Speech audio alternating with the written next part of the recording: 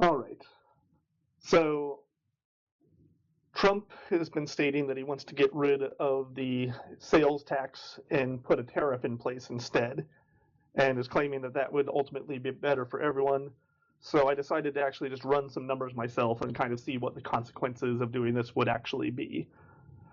So for starters, I decided to, since the target audience for this really is my parents and siblings and such who live in Dayton, Ohio, I just wanted to do the numbers initially using the current Dayton sales tax rates. So the sales tax rate in Dayton right now is apparently 7.5%. So that's what I plugged into the spreadsheet I created. So what I'm saying here is the government is currently going to collect 0% import tax, and they're going to have a 7.5% sales tax in Dayton. So the seller, this is the person that's trying to sell goods in the United States, and they've acquired those goods at, we'll say, a base cost of $150. And they ultimately want to make a profit of $10 on the sale when they sell the goods to a store in the United States. So they're going to have a markup of $10, which is going to bring the total sales price for them to $160, which will then give them, 160 minus 150 is going to give them a $10 actual profit. So everything checks out there. So let's say Walmart, for instance, has now bought the goods at $160. And again, they want to make some kind of profit on the sale. They would like to make a $10 profit. So once again, they're going to mark up the base price by $10, which is going to give us $170 as the base price. The sales tax then on that is going to be 7.5% of $170, which comes out to $12.75. So the total cost of the consumer is going to be $182.75 in this scenario. Now, going forward, 7.5% sales tax is going to be kind of hard to work with. So for the moment, just to keep the calculations a little simpler, I'm going to now just assume that we instead have a $10 sales tax, or not a $10, a 10% sales tax. So things are mostly the same. So nothing really changes on the initial seller side when they were trying to sell the goods to the United States. They're still selling for $160. On the reseller side, they have a base price of $160. They mark up by $10. Now the sale price is $170. The only thing that really changes now is the sales tax here, because it's going to be 10% of $170, which is $17. So the total cost to consumer is now going to be $187. So again, the original Dayton sales tax price, or the Dayton cost of consumer goods would have been $182.75. With a 10% sales tax would be $187. So we're going to use this $187 as our baseline. Now I'm going to skip ahead real fast and just show the punchline, which is if we were to instead say get rid of the sales tax, so we're going to set this to 0 and we're going to put this to 10%, the end result is the cost of goods to the consumer now is going to be $187.78. So the cost did go up a little bit. So let's work through why that happens exactly. So I'm going to go back to the sales tax side, and I've created a copy of the sales tax side just called Workspace. The only difference between these two tabs is in this one I have control over the markup price, so it's not going to run any kind of formula to auto calculate it for me to get the perfect markup price. I'm going to have to do it all by hand now. So let's go ahead and start doing this. We're going to change this so now there's a 0% sales tax and there's a 10% import tax. And at first glance, things look great. Look at that. The cost to consumer now is only $170, whereas when we went to the sales tax, it was $187. Except the problem is you have to look at some of the earlier steps to notice that some problems occurred. In particular, the person that's selling the goods to the United States now, they're actually selling the goods at a loss now. So whenever they're selling goods to the United States, they're actually losing $6 in that transaction now. So in order to fix this, they're going to have to mark up the base price to some new sale price so that they can recoup their costs and get back to their desired profit of $10. So let's try doing that. We're just gonna experiment, say $20 markup. Okay, well $20 wasn't enough. What about $25? Well, $25 still wasn't enough. What about $28? $28 is a little too much, it looks like. Let's try 27.8. 8 maybe. Still a little, so now they're getting a little bit extra. Just to be fair, I'm going to make sure that we're underselling them a little bit. We're going to do 28.78. Okay, that seems to be right about correct. So rather than marking up the price by $10 now, they're actually having to mark it up by $27.78, which is going to bring the sale price now to $177. So if you take this $177 and you subtract the import fees that they had to pay and you subtract the base price, that's now going to give us the desired amount, which was $10. So let's do that. So $177.78, if we subtract $17.78 from that, that's going to give us about $160. $160 minus $150 is going to give us $10. So yeah, that looks like it all checks out. Okay, so the next thing that changes is because they sold their goods to Walmart now for $177.78, that means the base price for Walmart now is $177.78.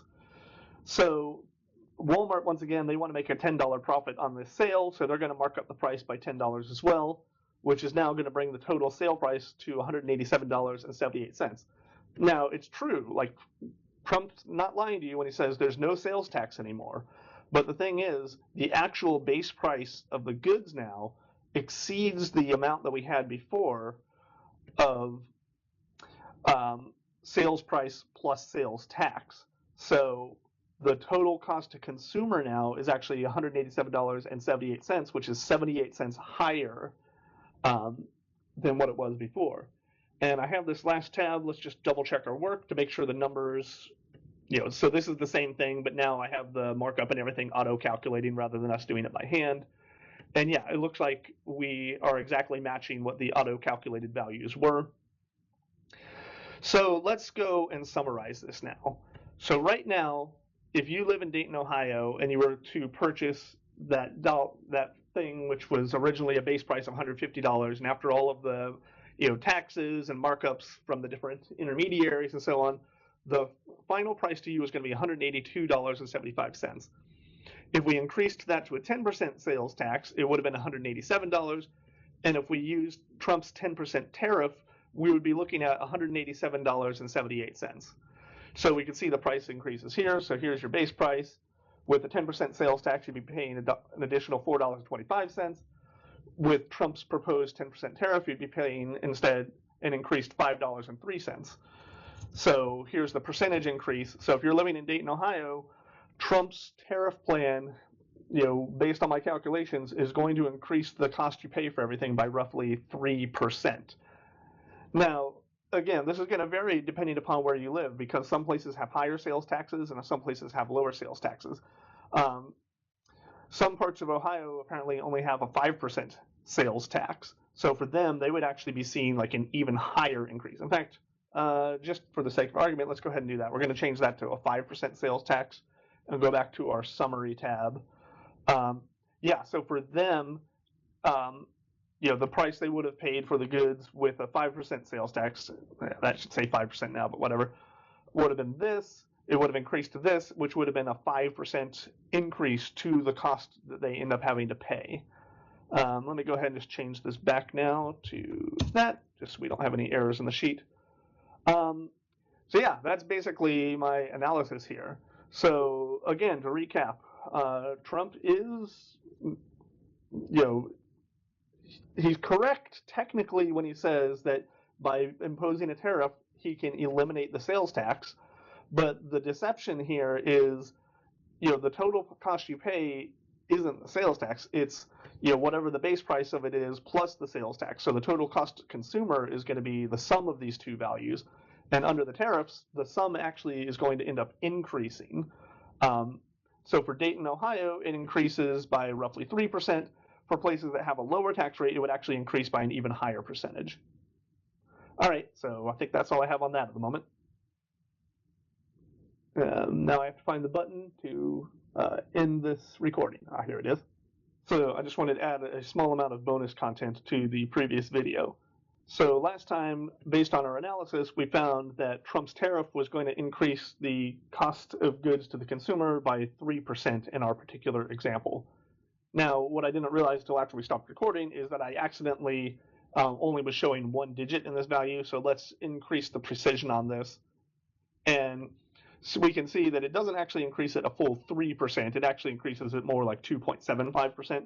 So that particular example wasn't quite as bad as I made it out to be, but still, it's a 2.75 increase. It's not, the price is not going down, that's for sure. Now, the other thing I want to point out is Trump didn't actually say a 10% tariff. What he actually stated was that he would like to do somewhere between a 10 and 20% tariff. So 10 is essentially the best case scenario that we were going to see with his tariff plan. So let's go back to our spreadsheet now, and we're going to use the tab that just auto-calculates things for us. And we're going to change the import tax from 10%, we're going to increase it now to 20%. So you can see the cost of the consumer now has shot up to $210. And we could just run this numbers real fast just to make sure everything's checking out properly. So again, the base price is $150. The person selling it to Walmart is going to increase the amount by $50, which will give the actual sale price to be $200 if we subtract import fees. So $200 minus $40, that's going to get us down to $160. $160 minus $150 is going to leave us with $10. So we're hitting our desired profit objective here. Once again, now Walmart has purchased these goods for $200. They would like to make a $10 profit on it, so they're going to mark up the price by $10 to give a sale price of $210. There's not going to be any sales tax, so now the cost to the consumer is going to be $210 here. So let's go back to our summary tab real fast. And again, this should actually say with a 20%, well, go ahead and change it here now, with a 20% tariff. So if you were living in Dayton, Ohio, with your current 7.5% sales tax, you're going to be paying $182.75 for those goods. If we were to impose a 20% tariff, like Trump has said he might do, that would bring the cost to consumer up to $210. So what we're really looking at here now is a 14.91% increase in the cost to the consumer in this particular example, which is, obviously a gigantic increase. So if Trump gets elected and he does impose his tariffs, let's hope for everybody's sake that it's closer to the 10% rate that he initially stated, because let's go ahead and change that back for a moment. So 10%. I should have made that part of the field dynamic too, but anyway, 10%, oops, 10%, there we go. So if he only does 10%, like, what he initially said, you would only be having your goods increased by 2.75% instead. But wait, there's more. So I was looking over my notes at the end, and I couldn't actually find any place that Trump claimed that he was going to eliminate the sales tax. There's just some vague insinuations that, by putting an import tax in place, that he'll be able to maybe reduce sales tax, but he's nowhere claimed that he actually wants to eliminate the sales tax.